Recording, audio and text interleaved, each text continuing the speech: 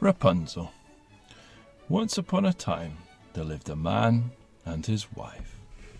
They had everything they wanted in the world except for one thing. For many years, they had longed to have a child whom they could love, yet no baby was born to them. At the back of their house was a window which looked out over a beautiful garden full of lovely flowers and fine vegetables. The garden was surrounded by a high wall. No one ever tried to climb the wall, for the garden belonged to a witch who was feared by everyone. One day, the wife stood at the window looking down at the garden. In one of the vegetable beds, she saw some fresh green salad. It looked so tempting that she longed to eat some. Every day that followed, she looked out of the window at the fresh green salad. The more she looked at it, the more she longed to eat it. Soon she did not want to eat anything else. She grew pale and thin because she knew she could not have any of the salad. Her husband grew worried about her, and he saw how thin she had become. "What is the matter with you, dear wife?" he asked. His wife pointed to the fresh green salad in the witch's garden. "Ah," she sighed, "if I cannot eat some of that salad, I shall surely die." "Rather than let you die," replied the man, "I shall climb into the witch's garden and bring you some salad." The man waited until twilight, then climbed over the high wall into the witch's garden. There he quickly gathered a handful of salad and scrambled back over the wall. His wife sat down at once and ate all the salad. It tasted even better than she had imagined. It tasted so good, by the next day she was longing for more salad. So once more, her husband felt that he must climb over the wall to fetch it for her. Waiting until twilight again, the man clambered up over the wall and lowered himself into the garden. He nearly fell down with fright as his feet touched the ground, for there stood the witch in front of him. "How dare you come into my garden?" she shouted angrily. "And how dare you steal my salad?" "It was for my wife," replied the poor man. She longed so much for the salad that if she could not have had it, she would have pined away and died. When the witch heard the man's tale, she lost her anger and took pity on him. "If what you say is true," she said, "I will let you take as much salad as you wish if you promise me one thing. When your wife has a child, you must give it to me. I shall treat it well and look after it like a mother." The poor man was so frightened that he agreed. Then he quickly gathered an armful of salad and ran back to his wife. Some time later, a beautiful baby girl was born to the man and his wife. That very same day, the witch appeared. She reminded the man of his promise and took the child away with her. The witch named the baby Rapunzel. As the child grew, she became the most beautiful girl in the world. When Rapunzel was 12 years old, the witch shut her in a tower in the forest. This tower had neither a door nor a staircase, but right at the top there was one small window. When the witch came to visit Rapunzel, she stood at the foot of the tower and cried, "Rapunzel, Rapunzel, let down your hair." Rapunzel had wonderful, long, fine hair, the colour of gold. Whenever she heard the voice of the witch, she threw her long plait of hair out of the window. It was so long that it fell right to the ground. The witch could catch hold of the hair as if it were a rope. Then she would climb up the wall of the tower and in at the window. When Rapunzel had been in the tower a few years, it happened that a prince rode through the forest. As he passed by the tower, he heard the sound of someone singing. The singing was so lovely that the prince stopped to listen. The song came from the top of the tower. It was Rapunzel, singing to herself. The prince wanted to go into the tower to find the singer. He looked for a door, but could not find one. So he rode sadly home. Yet the prince could not forget the sweet song, and he longed to see the singer.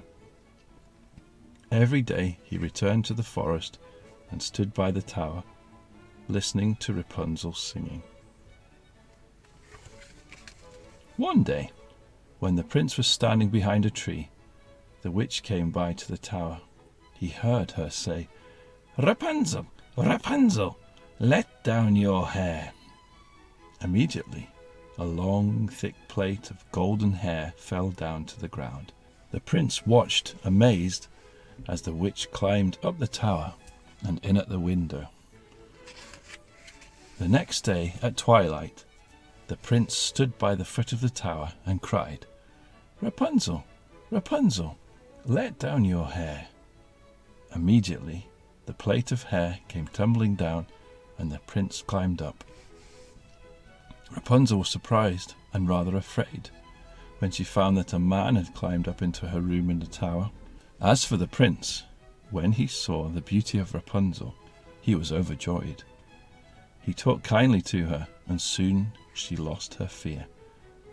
He told her how, for many months, he had stood outside the tower every day, listening to her sweet singing. So, for many months, the prince visited Rapunzel every evening, and they grew to love each other. After a while, the prince asked her to marry him, and they talked of how Rapunzel could get out of the tower. At last, Rapunzel thought of a plan. "Every evening, when you come to see me," she said to the prince, "bring me a skein of silk. I shall weave the silk into a ladder. When it's long enough to reach the ground, I shall come down. Then you can carry me away to your horse." They agreed on this plan. Every night, the prince brought a fresh skein of silk, and every day Rapunzel wove a little more of the ladder. During all this time, the witch knew nothing of the prince's visit to Rapunzel. Then one day, after the witch had climbed up the tower by the plait of hair, Rapunzel spoke without thinking. "How is it, good mother," she asked, "that you feel so much heavier than my prince?" "Oh, you wicked child!" cried the witch. "I thought that I had separated you from all the world, but now I find that you have deceived me." In her anger, the witch seized a pair of scissors and cut off Rapunzel's beautiful hair. She then took the poor girl away to a desert and left her weeping. That same night, the witch returned to the tower. The prince arrived and cried, "Rapunzel, Rapunzel, let down your hair." The witch fastened Rapunzel's plait to a hook and threw it out of the window. The prince climbed up and found himself face to face, not with his beautiful Rapunzel, but with the angry witch. "Ah!" cried the witch, mocking him. "You have come to find your lady love, but she is gone, and you will never, ever see her again." The prince thought that Rapunzel was dead. In his sorrow, he jumped from the high window of the tower and fell to the ground. He was not killed, but his eyes were scratched by the thorns amongst which he fell. For some years later, the poor blind prince wandered sadly through the forest. His only foods were the roots and berries he found there. He did not care about anything. He only thought about his dear Rapunzel. At last he came to the desert where Rapunzel lived in sorrow. In the distance he heard her singing, and he knew her voice at once. The blind prince stumbled towards the voice he loved. As soon as she saw him, Rapunzel knew that his poor man in rags was her prince. She ran into his arms. She was so glad to see him, and so sad to find him blind, that her tears fell quickly. 2 large teardrops fell upon his eyes.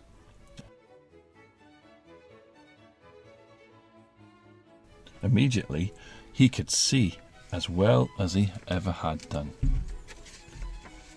How happy Rapunzel and the prince were to be together again. It did not matter to them that they were in rags. They forgot the sad years behind them. Hand in hand, they made their way happily through the forest to the prince's kingdom. There they were married and lived happily ever after. Good night. Thank you for listening. If you enjoyed this story, please check my channel for more. Please like and subscribe. Thanks again for listening. Good night.